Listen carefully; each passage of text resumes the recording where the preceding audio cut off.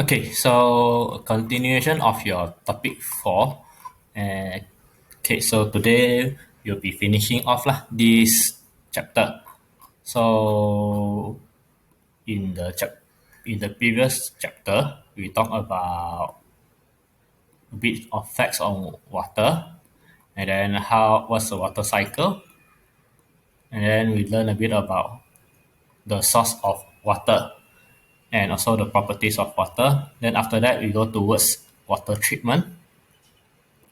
So all of these link are not available in your lecture slides because I just added them last minute. So if you are interested, just drop me an email or if you look back at the video, it should be inside that video. Or if not, you can always just put all of this into YouTube. Okay, and then after that we go through this. So finally we have our water reservoir. So there's different type of storage, but if you look at it, it's just different name lah for the storage tank at different location. So if you are at a plant, we call it a plant storage tank, and then if we are if we are receiving the tank, and then for distribution, we call it a balancing tank. And then finally, for distribution towards area, we call it service tank lah. Okay, so essentially all of these are water storage tank. It's just that based on their location and their services, they are given different name.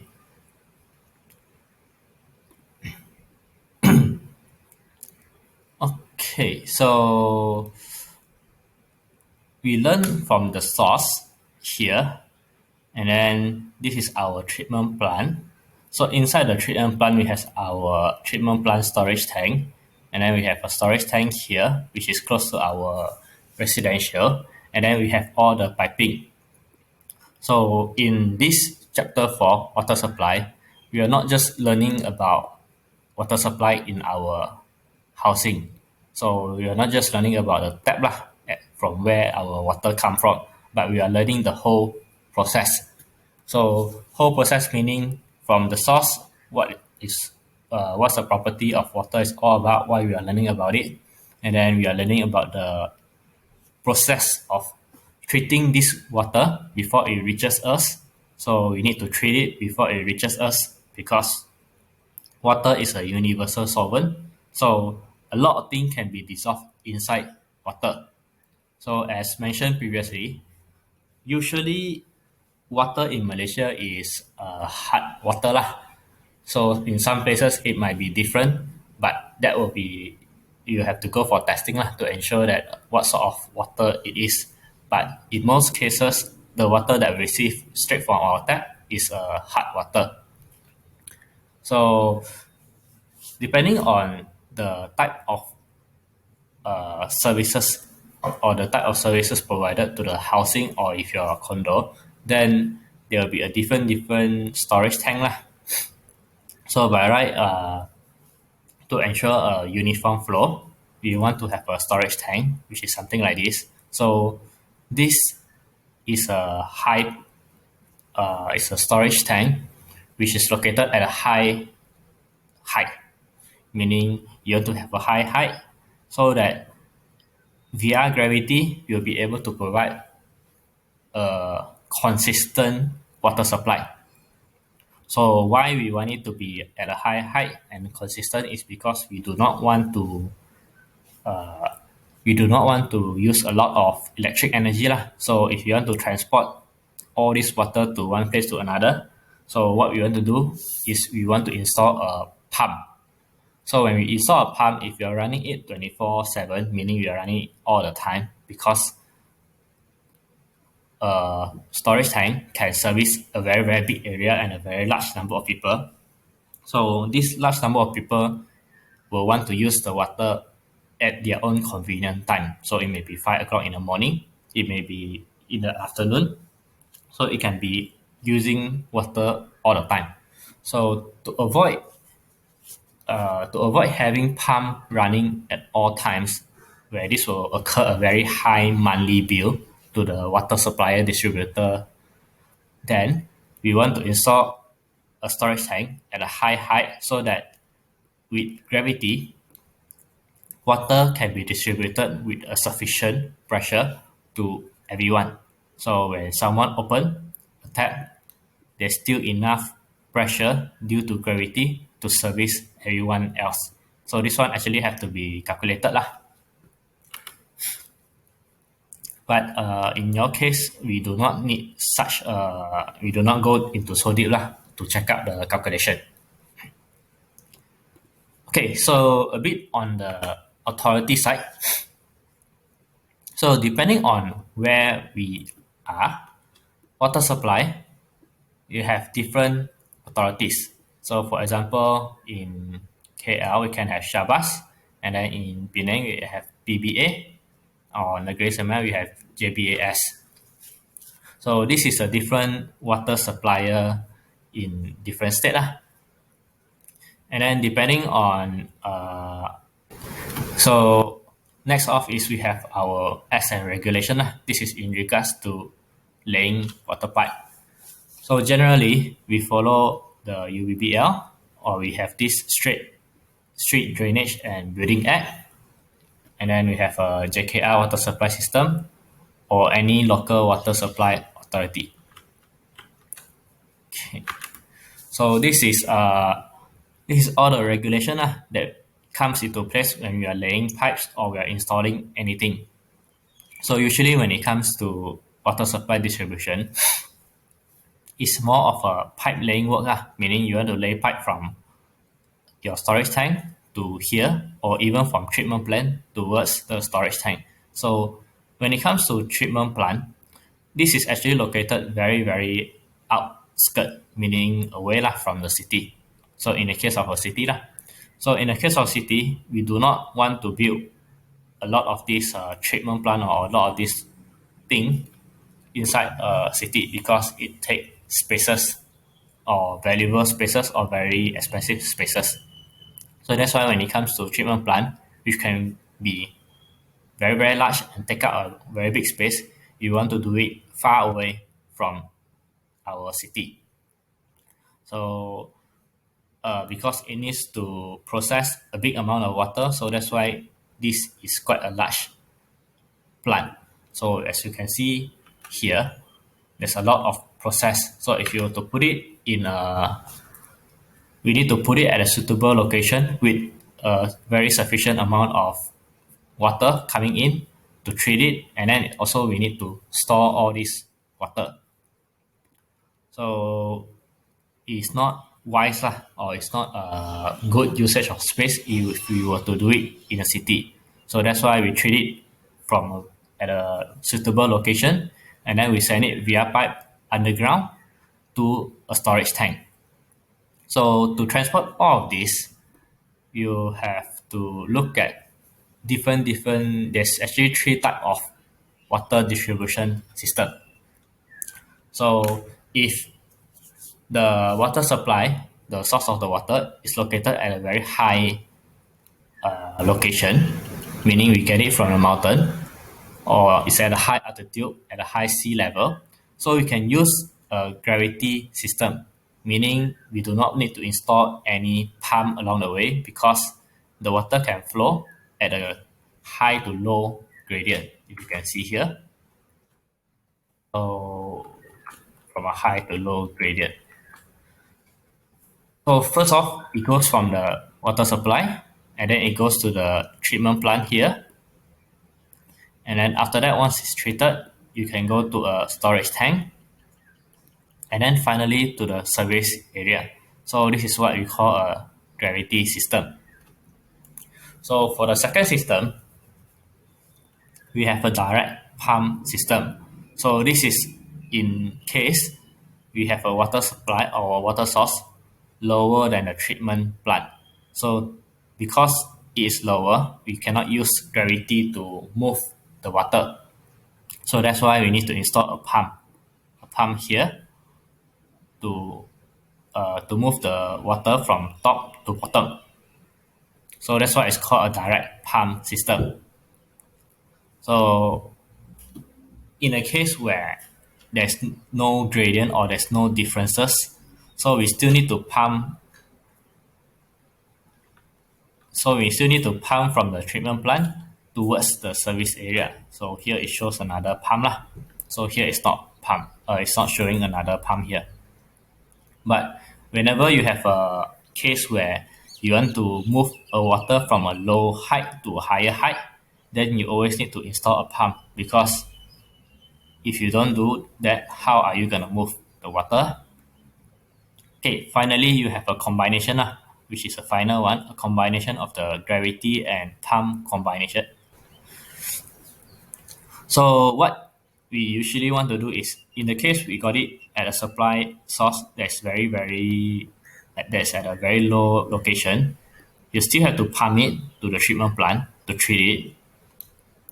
But instead of pumping the water directly to the service area, as in the case above here, so if you see in the case above here, okay,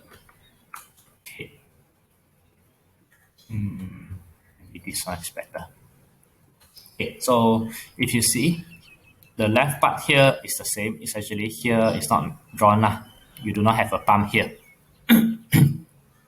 So in the case where, if it's possible, you always want to install a service tank or storage tank above here. We pump it to the higher part or higher than the service area. So as example here, so that when we are trying to service this area, you are not using a pump supply, meaning this pump is not pumping water towards the service area, meaning the houses. So if you were to do it in this way, if you have a storage tank at a higher altitude as opposed to the service area, meaning this one can be, let's say, 100 meters above sea level, and then here is only 30 meters above sea level, then this will be good, because in a case where people are all opening their tap, maybe half capacity, the pressure will reduce.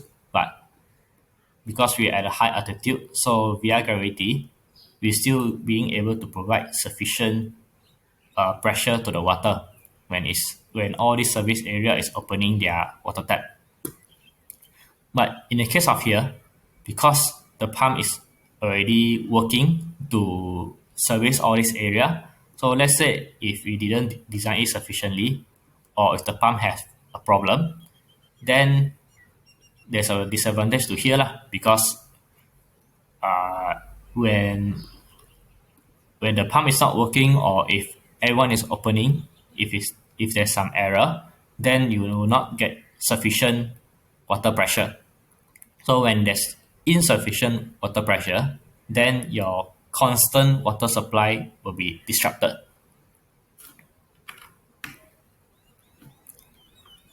Okay, so we have very general advantages and disadvantages. So based on the gravity method, and then direct pump method, and then you have a combination. So when it comes to gravity, it will be the most reliable, because we know that gravity will always be consistent. There's no disadvantage, and then we have a low operating cost. But then when it comes to direct pump and gravity pump, if you go through all of these little notes, you'll notice that you have some maintenance and operation due to the pump. So it says that you have some problem associated with operation and maintenance of pump station. So when you have a water pump, then you need to maintain it. You need to have a standby pump. You need to have a pump that's on 24/7 or at a specific time to make sure that you are filling up the storage tank. And then it costs money to install all these pump. So usually we do not want to have a direct pump method, because you have a lot of pump along the way. And then you also affect the service area. So if it's possible, you want to have a combination, because this will cost the least and will affect the lease to the service area. So it will cost the lease under certain topography condition. Okay. So we have a picture here. So when it comes to servicing an area, let's say, for example, we have this height, we have this picture here. So you'll notice that we have a value here which is called a head. So this head or maximum head or minimum head it can be. So it's based off instead of assuming how much pressure or how much force the pump can transfer the water from a point A to point B. So usually when you have a pump, you want to move it from here to here, meaning in a location point A to point B lah. So when it comes to location, if it's just traveling on a flat surface, then you do not need a lot of pressure. You'll be able to easily find out. You'll be able to have a device that can transfer A to B easily. So, but it comes to difference in height, meaning when you're pumping it from a low location to a high location, then we want to know what is the maximum head. So this is what it means when it comes to pump. So this is why we have this water head level. So this water head level is an easier way to showcase what is the capacity of this water pump to transfer the water. So I think this is not included in your slides. Maybe I'll have to put it inside once I am able to. So this is an additional thing that is not very mentioned clearly. But when it comes to moving water from a low point to a high point, then we have to look towards this head level. So if we have insufficient head level, meaning that pump is not able to pump it above a certain level. Let's say, for example, this pump has a 30 meter capacity, meaning it's able to pump up to 30 meter. So if we are above that, then the pump will not have the force enough to move the water from A to B. Meaning if you have a 35 meter difference and your pump is only rated 30 meter head, then you will start to lose power. You will not be able to supply that constant amount of water. So it's a problem. So we need to make sure that we have a correct pump for the correct area or the correct condition. Okay, so next off. So this is a typical picture on how we can distribute our piping system. So usually we have our reservoir tank, so the source of our water far away, and then once we treated the water, we want to transfer that water to a service reservoir. Then after that, to any housing area that we can or we have, which is here. Okay, so when it comes to the external water distribution piping system, there's three main type of water distribution. So if you were to search online, there will be other types, but typically the other types are just a combination of maybe a grid or radial system or maybe some dead end system. So these three type of water distribution piping these are the three type which is available, and then there will actually be more as we advance, but as of now we will just learn these three type. It will be more than good enough for for the general knowledge. So we know, as the name implied, dead end, the or the water distribution system will end at a dead end based on the name. So to make it simple, and then we have a grid system.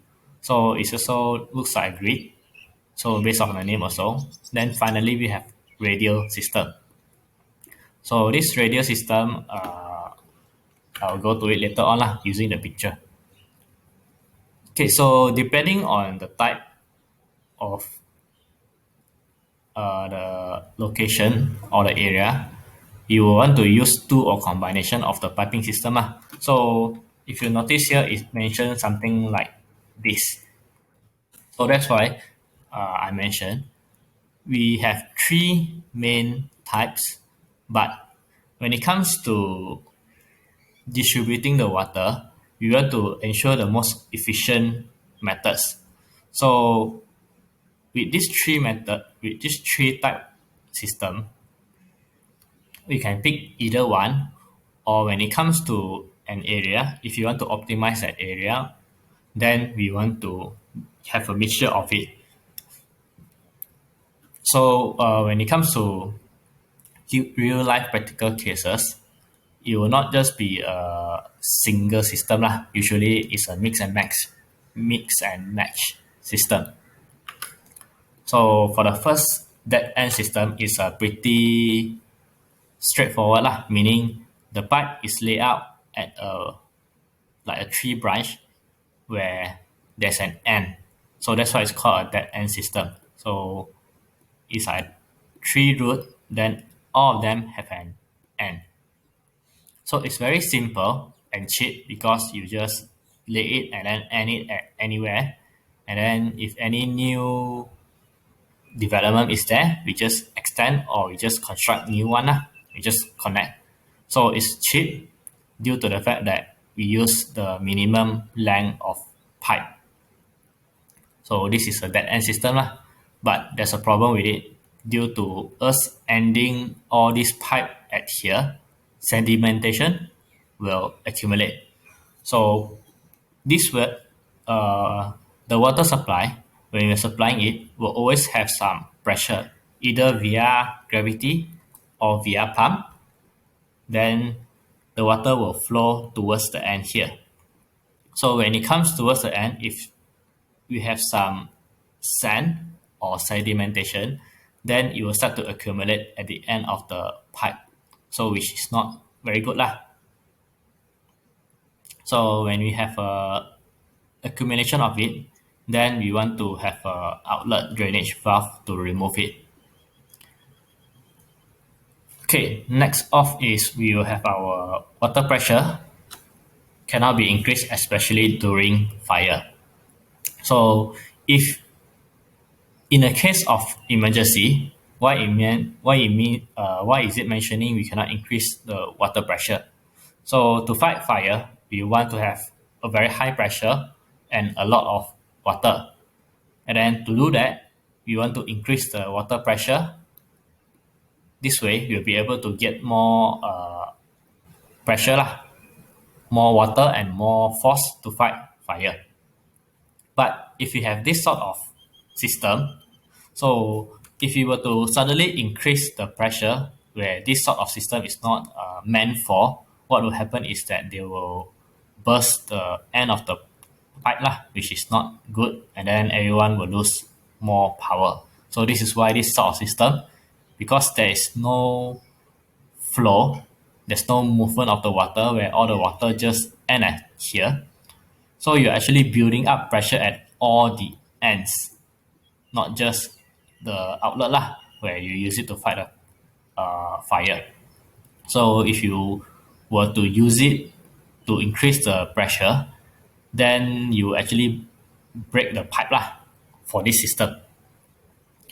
And then due to the unidirectional flow, any malfunction of any part of the system will affect water supply of the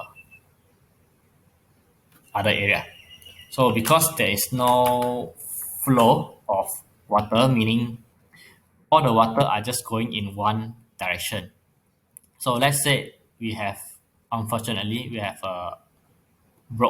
have a pipe leakage here, then all this area at the bottom will be affected because there's no additional flow or there's no additional pipe where we can reroute it and then we can close all of this off.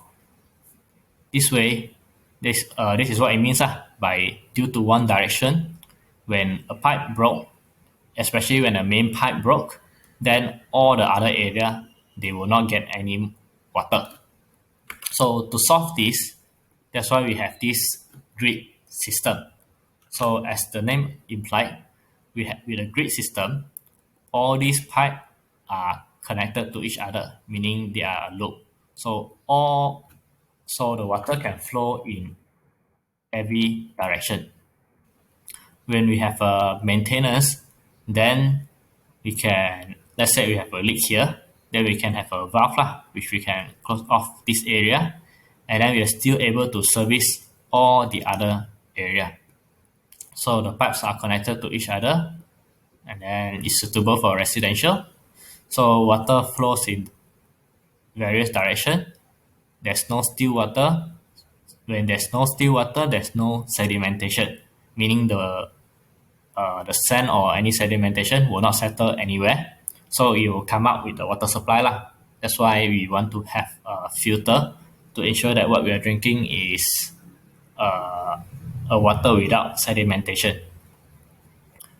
And then we have water supply, and then we have this.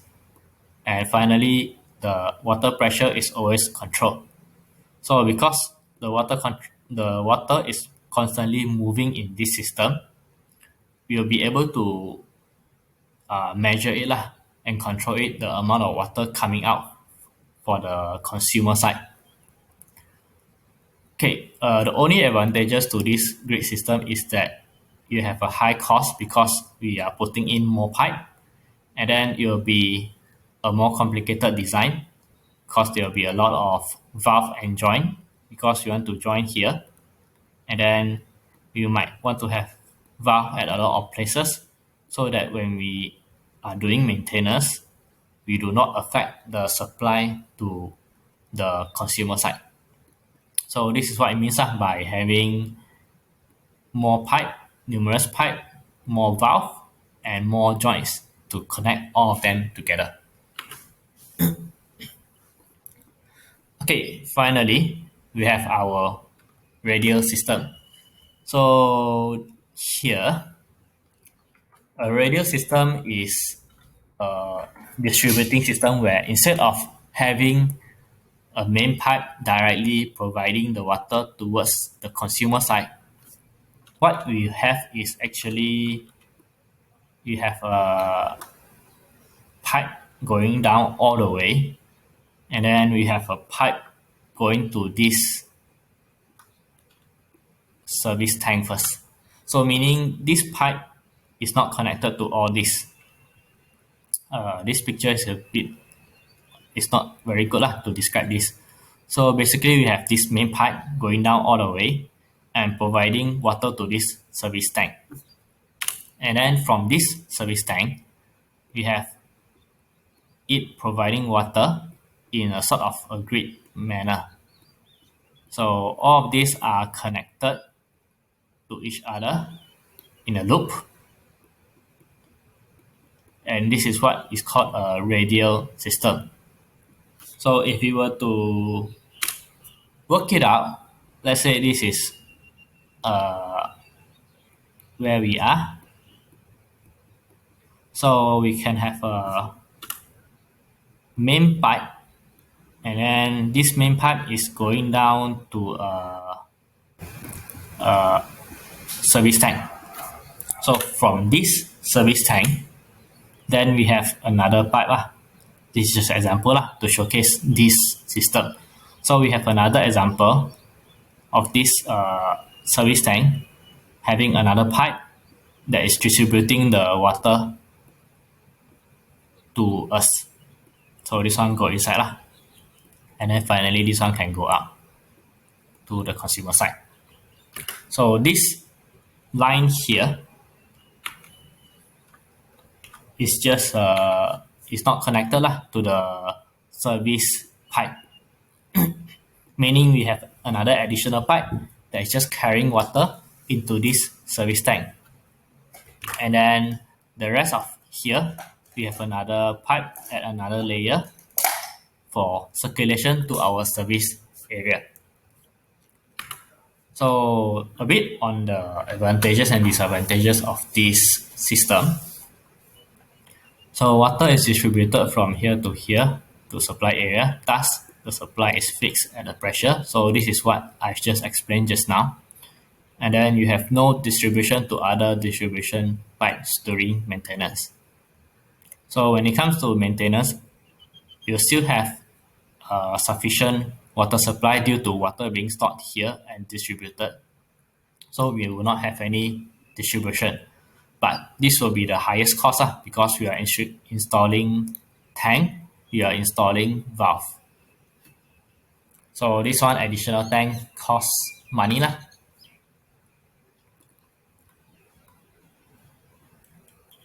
Okay, so next we have our internal water supply. So when it comes to internal water supply, we can have a direct water supply or indirect water supply. So in the case of a low-rise building, then there's features. So in nowadays we have high-rise and we have low-rise. So in a low-rise building, this is the most simplest for us to provide water supply because as I mentioned earlier, when you're giving water to a high to a building that's very high or very tall, then we need to ensure sufficient pressure. So when we talk about pressure, we want to talk about the water head. But in the case of low rise, then things becomes very simple lah. You only need to consider two things, which is we want to make sure the water supply is a direct water or an indirect water. So when it comes to direct water supply, we are directly connecting the water supply in our home towards the main supply, meaning we take it directly. So this is what we meant by direct water supply. So because we are using it direct, we do not have to have a big water cistern, and then main supply is directly feed towards all our outlet. Cold water is drinkable, and then we have a higher peak demand, but we have a risk of bad siphonage and less plumbing. So when we have a direct water supply as seen here, we do not need a very, very big tank. So this is just to learn about the different features between direct and indirect water supply. This is the only two methods available. There's no mix and match when it comes to water supply in our houses. So we get our water supply directly from the main supply, meaning there's no breaker. So all this water that we get in our house, the tap, is straight from our main water supply. So this is the first, when we started out, this is the first thing that we do.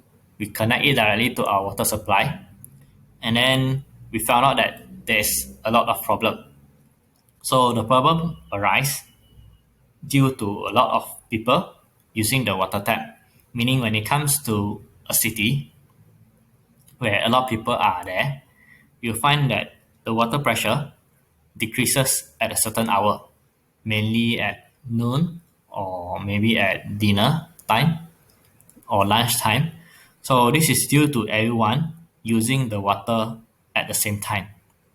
So when everyone is using it at the same time, this direct water supply isn't very good because we are all depending on the main supply pressure.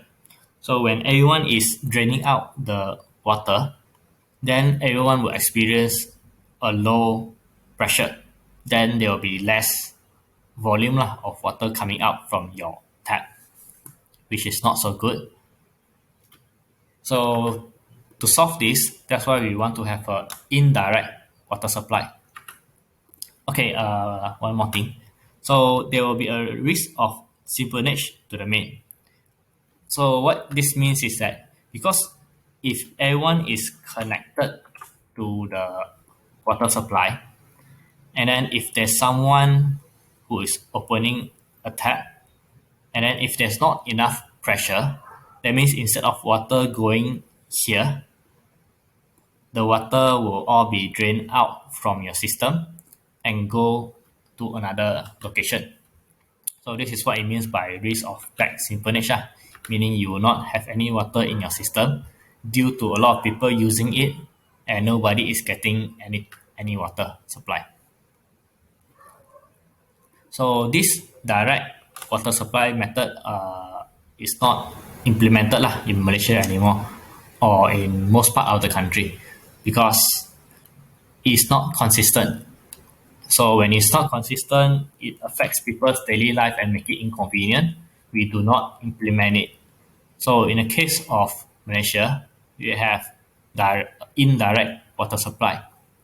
So instead of having the main directly supplying water straight to our tap, we have to store the water into a water cistern above our house. So these are the features of this indirect water supply. So we store it at a higher level in our house, and then we use it to feed to our. You are feeding the water straight into our water storage tank. So it's not so good for drinking because we don't know what's in our tank and we do not clean it regularly. And then demand from main is smooth because we are storing it. And then as we use it, the water decrease. Then the main will have time to slowly fill up the water tank for us. So in the case of the main water supply failing, you still have some water There will be more plumbing. Okay, so this one is an additional extra, which is advantages of the features. So large capacity storage provide a reserve of water during failure of main, and then water pressure on tap supplied from the cistern is reduced, which minimize noise and wear on the tap. And then we have finally fitting supplied with water from cistern are prevented from causing contamination of drinking water backed by back siphonage.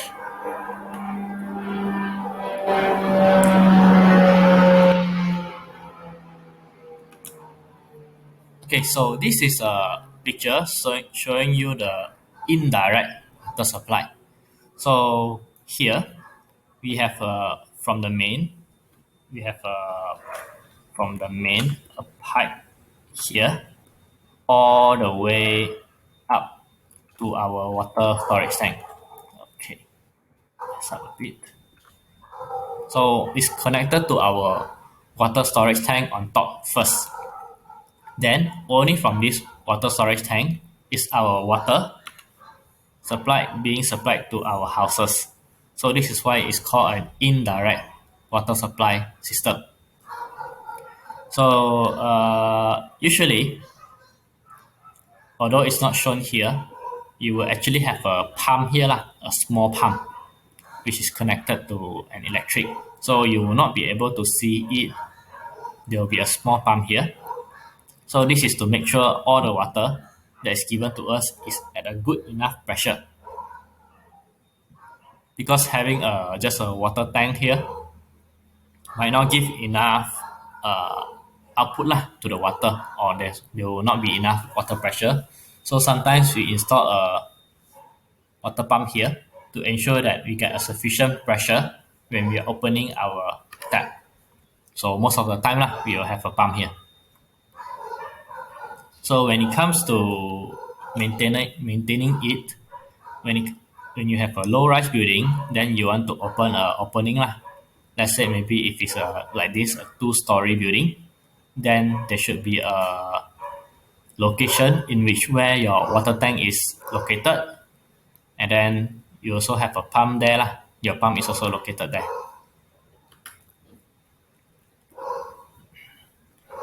Okay, so this is typically how a water cistern is. So it's very similar to our WC, which is in our washroom. So we can have a system in place where we can detect the water. So when the water falls below a level, which is sensed by this ball valve, then it will drop lower. This way, when this ball valve drop, then you have water coming in to fill up to the level. Then when the ball valve hits the required level, then it will force the main water supply to close off. So this is how a typical water cistern system works.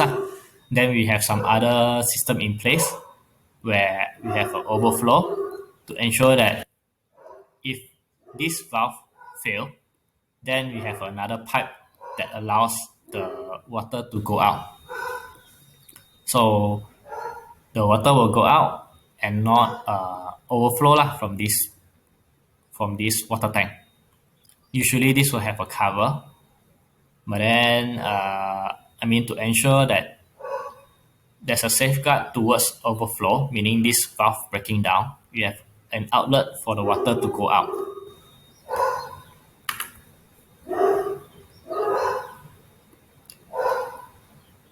Okay, so this is a figure on how a map can be. So we have previously a picture on how the pipe or how the configuration of this water supply is. When it comes to making more sense to it, this sort of picture will give a better sense. So, okay, this one. Okay, this one. So this one is from our main. Then we have our piping from here. Then we have our meter. So a meter is there to find out how much water we are using. And then we have a pipe towards here. So this one is direct towards the main. So it's a direct water supply. And then we pass by this here, service tank. Then we have our distribution pipe towards our house. So this one is from here onwards. This is what we call an indirect water supply system, because we are passing it through our water cistern. So next here is another showcase. So from this area, this is direct, and then here this is indirect because it's after the storage cistern.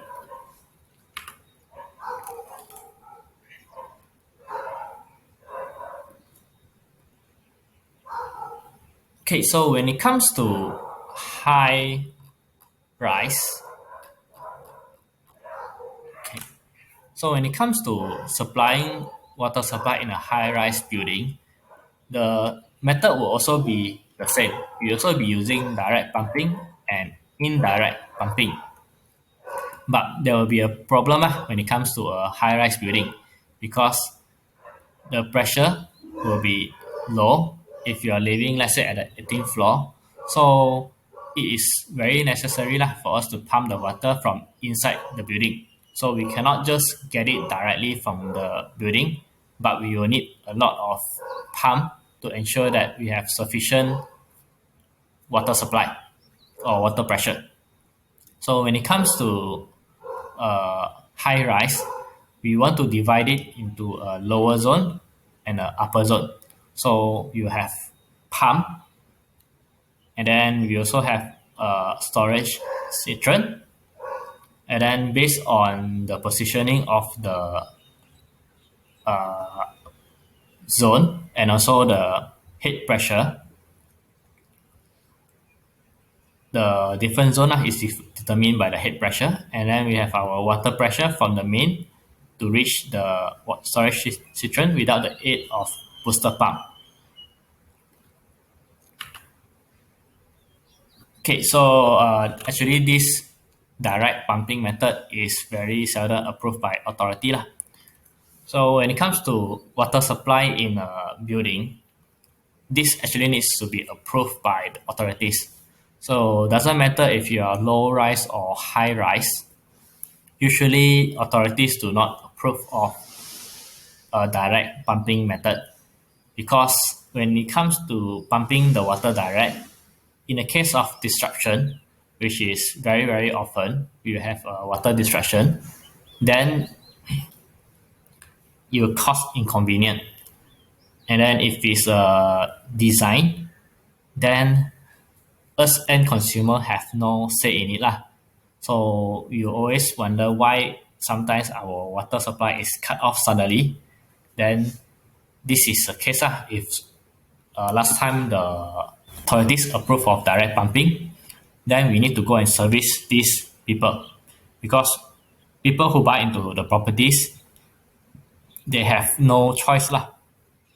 Once you buy into it, when you install this sort of system in place, then we cannot do anything to change it because if you want to change the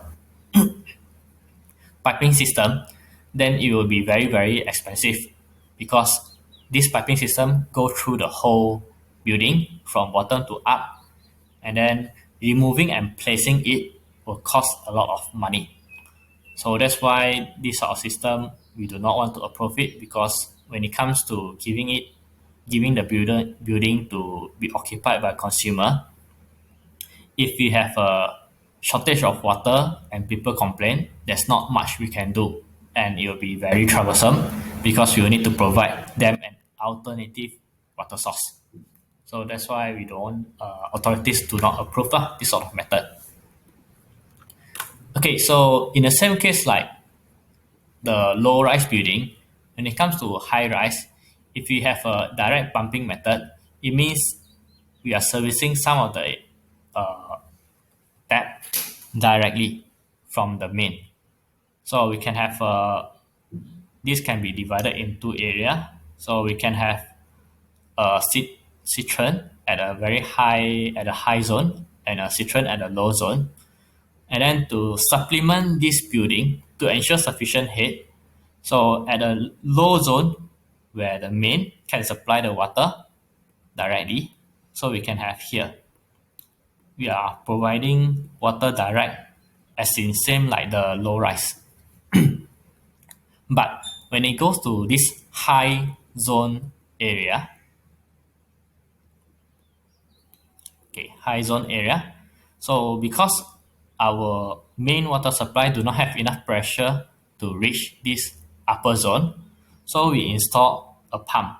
So one pump is to transfer the water from low zone to high zone, another as a standby. This is important, a standby pump. So when this pump is not functioning, we can on this pump to work. That's why it's called a duplicate pump or a standby pump lah. So here we have additional pump to move or to give enough sufficient pressure to service the upper zone, meaning let's say level 10 and above for example. So once we go up here, instead of going through our storage system, we have pipes or we have outlet in between. So this is where our direct location is from. So this is what we call a direct pumping lah. So it's not usually approved, but you have to learn about it lah on why we do not approve this sort of method. So we do not approve this sort of method mainly due to when the main supply died off, then this area, the tap that supplied directly will straight away do not have any access. And then when it comes to the remaining indirect outlet, they will have a very limited water storage, depending on how big this water storage is. So usually when we have direct pumping, this will be installed the this will be installed with the minimum lah, meaning we have a smallest tank possible because we are just relying on the main water supply. So here we'll also run out of water very, very soon. Okay, so next off, when it comes to indirect pumping, you will have a lot of you can just read this through lah. I won't go through it, but I will just talk about it with a picture, so it gives a more easier to understand lah. So instead of having pipes coming out like the direct method, so we can have a incoming main going through this pump. So all these pump are giving the water directly straight to the water cistern. So we can have a low zone here, a lower zone, and then we can have a middle zone here. This is depending on the water cistern. And then we can have even another one, which is a higher zone, upper zone.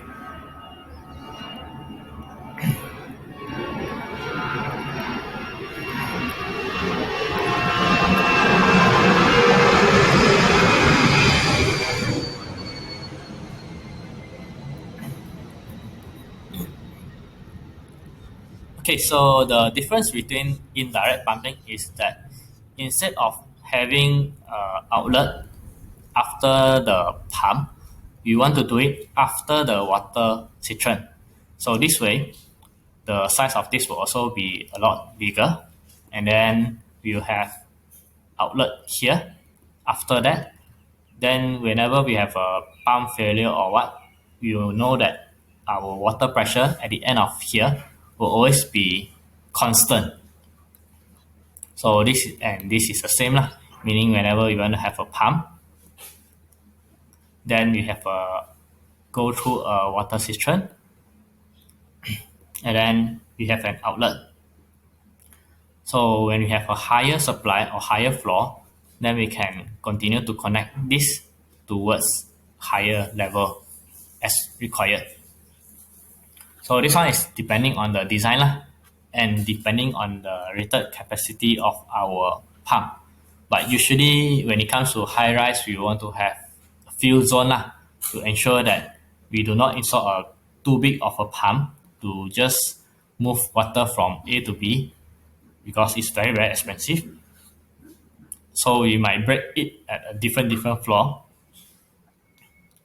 or as required depending on our number of occupant. And then we install a few pumps along the way to ensure that there's a consistent amount of pressure needed to transfer the water.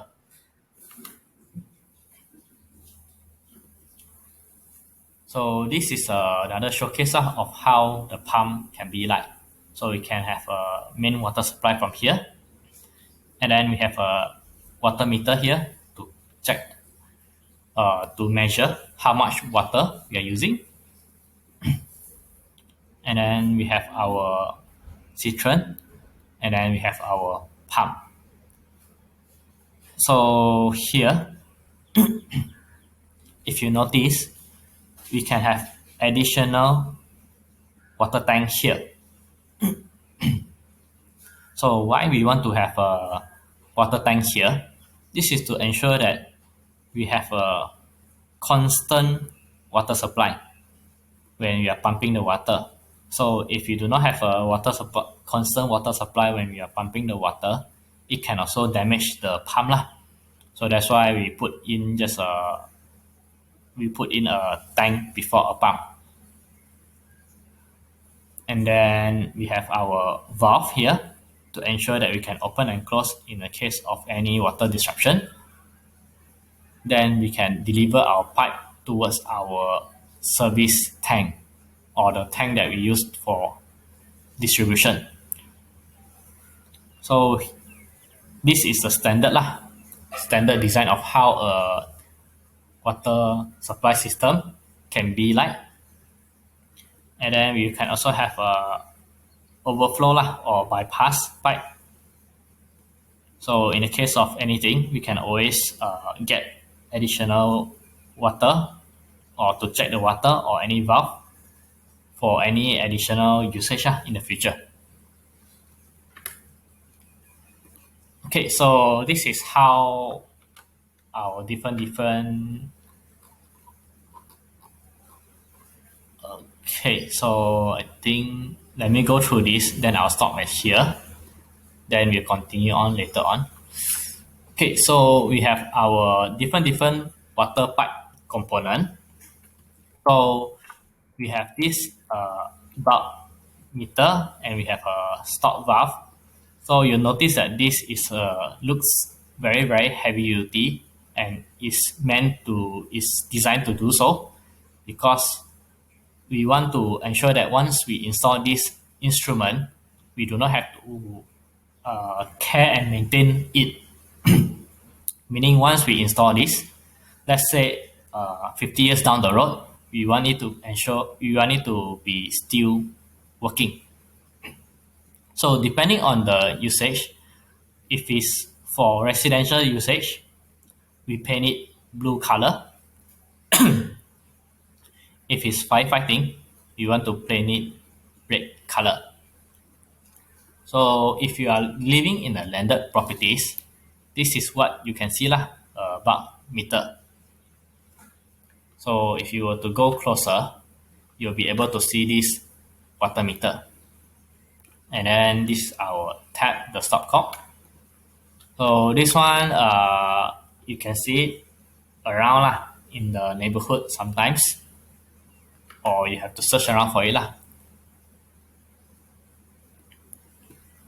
Okay, when it comes to transporting water in a pipe, we also need to have an air release valve because when we are transferring water, it will always not be full. So sometimes there'll be a build-up of air pressure.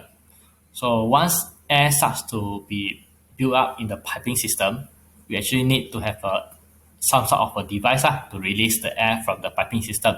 So this is where this air release valve comes about. And then finally, we have our fire hydrant . So this will be used by firefighter to fight fire. Okay, then we have different water pipe sizing. So it can be, I think this is in inches, and then bottom here is in mm. So we have 9, 16, 25, 52. Okay, so I think I've gone on a bit long. So let's take a 15-minute break and then we come back, we finish this chapter and we'll be done with today. So let's just have a quick 15-minute. Okay. Okay, let's have a break until 9:20. Let's have a break until 9:20. Then have a quick